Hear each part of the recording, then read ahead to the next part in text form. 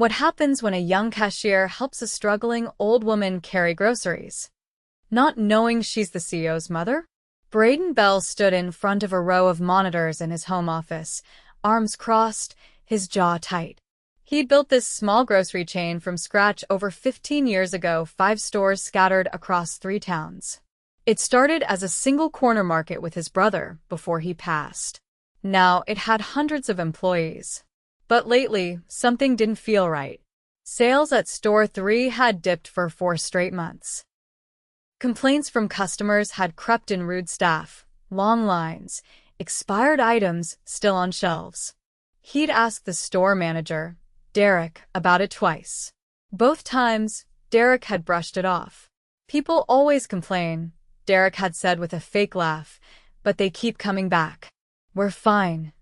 Brayden didn't like that answer. He'd always believed in customer-first policies. And more than that, he believed in treating workers right. If something was off at that store, he wasn't going to find out through sugar-coated emails. He needed to see it with his own eyes. He pressed a button on his desk. A small panel opened, revealing a box with a laminated ID badge that read, "Matt, new trainee." The photo showed him with dyed gray hair, a slightly heavier build thanks to a padded vest, and glasses that distorted his eyes just enough. He'd used the disguise once before during a warehouse audit 2 years ago. It had worked then. He made a few calls that evening. One to a district manager, letting them know he'd be on vacation for 5 days.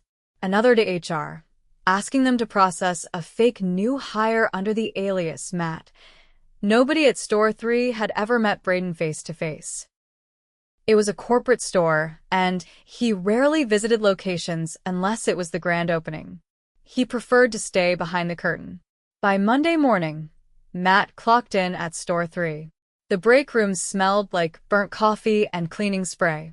A woman with a sharp voice and tight ponytail handed him an apron. "I'm Amanda," she said without looking up from her clipboard. "I'm shift lead. You're on register today. Derek wants to see how fast you learn." "Sounds good," Brayden said. He kept his voice lower and a little raspier than usual. His first hour on register was rough. The software had changed since he last worked the floor. Amanda hovered over his shoulder the whole time, correcting each wrong keystroke with a loud sigh. "Come on, Matt. This isn't rocket science." Brayden bit the inside of his cheek. He wasn't here to argue. He was here to learn. By hour 3, the floor was short-staffed. Only 2 cashiers were on, and the line wrapped halfway down an aisle. A teenage employee with shaggy brown curls and a faded name tag reading, Jayden, jogged over from produce. "I got it," Jayden said, sliding behind the next register. "I'll stay until close if I have to." Amanda didn't thank him. She just waved a hand and walked off. Brayden watched as Jayden chatted with customers like he actually enjoyed it. He knew how to pack bags without crushing bread. He offered kid stickers and helped older folks without being told. But what stood out most happened just after lunch rush. An elderly woman shuffled to the front of the line, holding a basket with both hands. She wore a beige coat over a floral dress, and her white hair was pinned neatly back. Jayden smiled. "You made it, Ms. Bell. Need help today?" Brayden froze. "Ms. Bell?" The woman smiled back. "Just a few things today, dear." Brayden squinted. That was his mom. He hadn't told her about the undercover visit. She lived alone just outside town, and didn't use email. She came to this store every Thursday, but it was Monday. What was she doing here? Jayden rang her up quickly, then glanced around. Amanda was nowhere in sight. The parking lot was packed. "You good to carry these out, or want some help?" he asked. "Oh, I've got it. I insist," Jayden said, already stepping around the counter. "Don't want you tripping out there." Brayden watched, stunned, as the kid lifted both her bags and walked her outside. He followed them from a distance, staying behind the glass doors. Jayden walked slowly, matching her pace, chatting the whole way. When they reached her car, he placed the bags gently in the trunk, then opened her door for her like it was second nature. She patted his arm. "You're a good boy. Your mama raised you right." Jayden laughed. "She'll love hearing that." Brayden stepped back inside, heart thumping. His mom hadn't recognized him. That part didn't surprise him, he looked different enough. But what hit him was how easily Jayden had helped her. No cameras. No manager watching. Just doing the right thing. When Jayden returned 5 minutes later, Amanda was waiting. "Where were you?" she snapped. "Helping a customer to her car." "You're not a bag boy. If you leave your register again, I'll write you up." Jayden didn't argue. He just nodded. "Got it." Brayden clenched his fists under the counter. He made a mental note. That was strike one for Amanda. The next few days showed more of the same. Amanda barked orders, but barely worked. Derek, the manager, only showed up twice, both times staying in the office. The store was understaffed because 2 part-timers quit last week and hadn't been replaced. Amanda pushed Jayden to cover both shifts without extra pay. By Thursday, Brayden had seen enough. That morning, he arrived early and changed out of his disguise in the back office. He wore a clean button-down shirt, jeans, and his real face. He walked into the store just as Amanda was unlocking the doors. "Excuse me," he said. She looked him up and down. "We're not open yet." "I know. I own the place." Amanda blinked twice, confused. "You." "What?" Brayden stepped past her into the store. "Brayden Bell. I own this company. I've been working here all week as Matt." She didn't follow him right away. Her feet stayed planted near the door, like she wasn't sure whether to run or apologize. When she finally caught up, her voice dropped. "I didn't know. No one told me." "That's the point of going undercover," Brayden said, walking toward the break room. "I didn't want anyone to know." At the back of the store, a few early shift employees were gathered, sipping coffee and flipping through the schedule posted on the corkboard. They all turned when Brayden entered. He raised a hand. "Morning." "I'll explain everything in a minute. First, I need your store manager here." Amanda reached for her phone. "I can call Derek." "No need," Brayden interrupted. "I already texted him. He'll be here soon." He sat down at the break room table. The others stood awkwardly around him. No one spoke. Amanda stayed by the door, arms crossed. Brayden looked up at her. "How long have you been shift-led?" "Almost a year. And before that, cashier. I moved up after Angela left."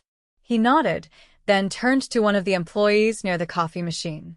"What's your name?" "Lana." "You like working here, Lana?" She hesitated. "It's fine." "Fine's not good enough. I want honest." "You can speak freely." Lana glanced around. "It's kinda stressful. We're always short. Sometimes we get asked to stay late with no notice. If we say no, shifts get cut the next week." Brayden looked at Amanda. "Is that true?" "She's exaggerating. We're just trying to keep things running." "You're pressuring people to work off the clock?" "No one's forced," Amanda said quickly. "We just tell them what needs to be done." Before Brayden could respond, the door opened again. Derek stepped in, wearing a wrinkled polo and sunglasses pushed up into his hair. He raised his eyebrows when he saw Brayden. "Didn't expect to see you here in person." Brayden stood. "Let's talk outside." The two walked out of the break room and into the hallway that led to the back office. Once inside, Brayden closed the door behind them and turned the lock. Derek leaned against the desk. "I assume this is about the numbers." Brayden folded his arms. "It's about a lot more than that." Derek's expression stayed neutral. "Look, the economy's been rough lately. People are cutting back. That's why the dips." "I worked here all week," Brayden said, cutting him off. "I saw the shelves. I talked to customers. I saw how your staff's being treated. You don't need to explain market trends to me." Derek pulled his sunglasses off. "Okay, then what do you want to talk about?" "I want to know why you've let your shift lead run this place into the ground while you hide in this office." Derek's voice turned defensive. Amanda's been reliable. She shows up. She takes care of the schedule. I don't micromanage. That's how I run things. And when people quit, we replace them. No, you leave the team short for weeks and expect the others to pick up the slack, Brayden said. That isn't leadership. That's neglect. Derek pushed off the desk. You've seen 5 days of operations. I've been doing this for years. You've been coasting, Brayden said evenly. You stopped paying attention. You trusted the wrong person to keep things running. And now you're bleeding customers and your team's burning out. Derek didn't respond. Brayden stepped closer. You're done here. I'll have someone from HR reach out by the end of the day. Derek's jaw tightened. You're making a mistake. No, Brayden said quietly. You did. He unlocked the door and stepped out. Derek didn't follow. Back in the break room, the staff had scattered. Only Jayden remained, seated at the corner of the table with a half-eaten granola bar in front of him. He looked up when Brayden returned. I figured I should wait, he said. Brayden sat across from him. You didn't know who she was, did you? Jayden narrowed his eyes. Who? The woman you helped on Monday. My mother. Jayden blinked. Seriously? Brayden nodded. She didn't tell me she was coming that day. I watched you walk her out. You didn't hesitate. I mean, she looked like she needed help. You didn't do it because you thought someone was watching? No, Jayden said, frowning. Why would I? Brayden leaned back in his chair. You've been covering a lot of shifts lately. Jayden scratched the back of his neck. Yeah, they asked. Didn't want to let the others get stuck. You haven't been paid extra, have you? Jayden looked away. I don't really keep track. I just do what needs doing. You should keep track, Brayden said. You're owed back pay. I'll make sure you get it. Jayden looked stunned. You don't have to. I do, Brayden said. And I'm not stopping there. He stood and gestured for Jayden to follow him. They walked together to the front of the store. It was still early, and only a few customers had trickled in. Amanda stood near the customer service desk, flipping through a clipboard. Brayden stopped beside her. You're being reassigned. Amanda looked up sharply. To where? Home, Brayden said. You're done here. She opened her mouth to argue, but he cut her off. I've seen how you treat people. I've seen how you lead. I don't need an explanation. Amanda looked at Jayden, then back at Brayden. Her face hardened. Fine. She dropped the clipboard on the counter and walked out without another word. Jayden stood silently beside him. Brayden turned to him. You interested in more responsibility? Jayden blinked. What kind? Acting shift lead. For now. You'll get support from regional. We'll train you properly, and we won't throw you in the deep end. Jayden hesitated. I don't know if I'm ready. You are, Brayden said. You've been leading without the title. Now it's time to get the title too. Jayden nodded slowly. Okay, I'll try. Brayden clapped his shoulder. That's all I ask. He spent the rest of the morning meeting with staff individually. He didn't rush through it. He asked questions, listened without interrupting, and made notes. Some talked about scheduling issues. Others pointed out broken equipment that had gone ignored for weeks. Lana mentioned a leaking pipe in the storage area. Another employee said the produce delivery had been late 3 times in a row. Each concern had a solution. Some were quick fixes. Others would take time. But Brayden made it clear. They were going to be addressed. By late afternoon, he stood in the stockroom alone. He looked around the cluttered shelves, the broken step ladder shoved into the corner, the flickering light overhead. It wasn't just a store, it was a reflection of what happened when leadership drifted too far from the floor. He pulled out his phone and made one last call. Hey, Mom. I saw what happened Monday. That kid who helped you? He's running the shift now. She chuckled on the other end. I figured you were watching. Brayden smiled. You always know. Was he kind? The kindest? Then he'll do just fine. Jayden leaned forward at the folding table in the break room, eyes fixed on the schedule taped to the wall. His name was penciled in next to shift lead, trial, for the next 4 days. No one had said much when Brayden posted it, but now, as the afternoon crew trickled in, the glances had started. Not hostile, just curious. He felt them every time he turned away. "Don't let the title mess with your head," said a voice behind him. He turned. It was Carla from bakery mid-40s, always moved like she was late for something. She slid her apron over her neck and grabbed a hairnet from the dispenser. "I've seen new leads panic the first week," she added. "Just keep things moving and treat people right." "I'll try," he said. She looked him over. "You already do most of it anyway. Just remember, if you don't know something, say so. Don't fake it." He gave a small nod, unsure if that counted as advice or a warning. By the time the evening rush hit, he was on Register 5, calling for price checks and handling voids with cautious speed. Brayden hadn't hovered. He'd met with corporate most of the afternoon, but Jayden knew his decisions were still being watched. The difference was, now he had permission to make them. At 7:30, a customer in line pointed out that the tomatoes in her bag were leaking at the bottom. Jayden apologized, offered a replacement, then jogged to grab a new container. When he returned, the woman gave him a slight nod and said nothing more. He took it as a win. He didn't notice the man standing off to the side until he stepped closer to the counter.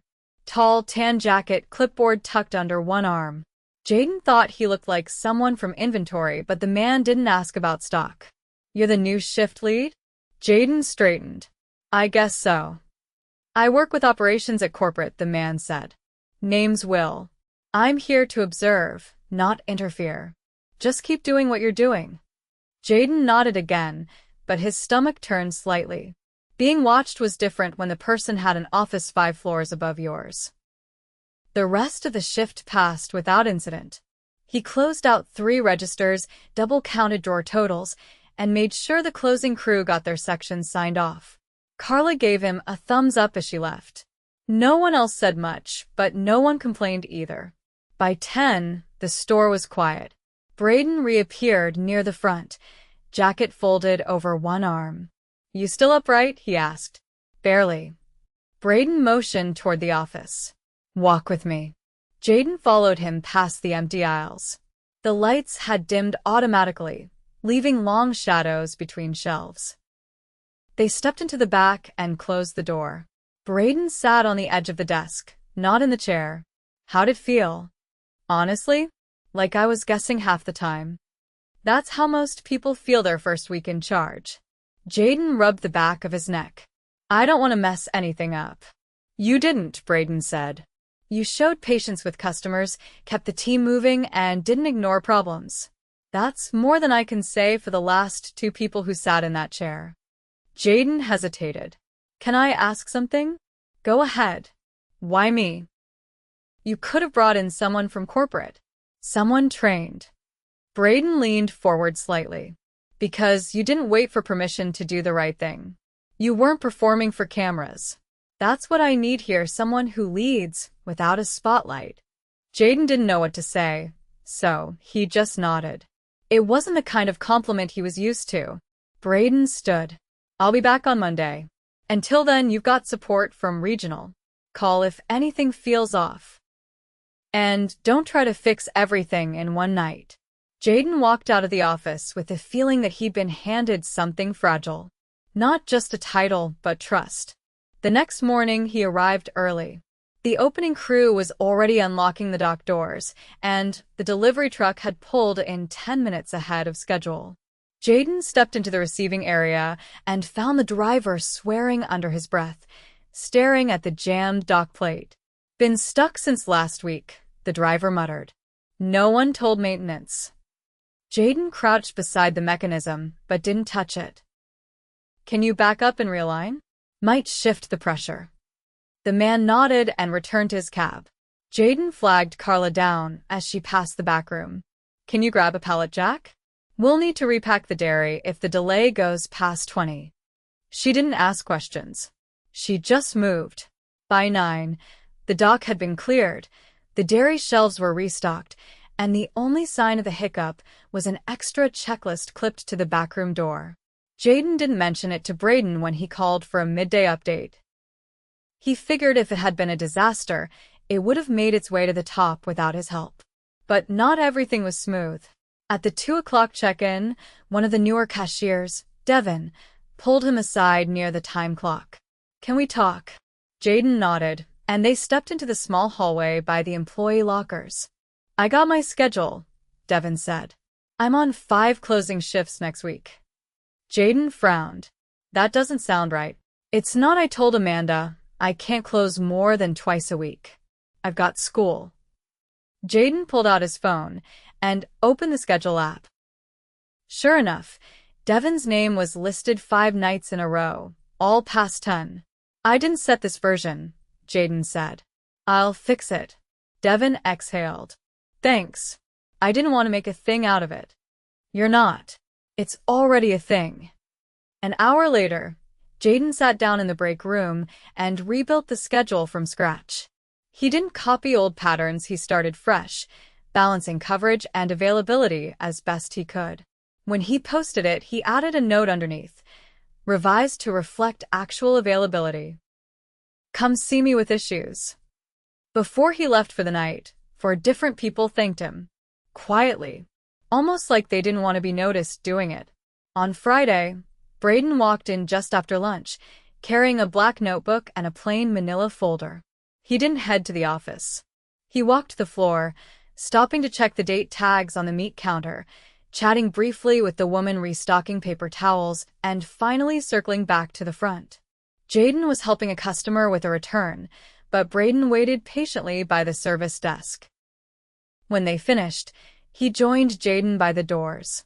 "Walk with me." They didn't go to the back office this time. Instead, Brayden led him outside into the late afternoon sun. The parking lot was half full. A few shopping carts rattled in the distance, pushed by a young employee in a neon vest. Brayden stopped near the edge of the lot. "You familiar with our training program?" "Not really. We've got one for new managers. It's optional, but it covers everything from logistics to conflict resolution. If I put your name in, you'll start next week." Jayden didn't answer right away. "You really think I can handle that?" "I don't think it. I know it." Jayden looked out across the lot. A woman was helping her young son into a booster seat. Another customer was loading gallons of water into the trunk of an old sedan. Normal things. But they looked different now. "I'll do it," he said. Brayden handed him the folder. "You'll get a mentor. Not me, too much baggage. But someone who's been through it. You'll learn fast." Jayden took the folder and nodded. They stood there for a moment longer. Then Brayden added, "People talk about leadership like it's a title. It's not. It's a choice you make when no one's watching." Jayden didn't reply, but the words settled somewhere deep. As Brayden walked back toward the building, Jayden stayed where he was, folder in hand, watching the automatic doors slide open and shut. The job hadn't changed. The stakes had. And for the first time, he didn't feel like just another name on a schedule. He felt like someone who could build something better.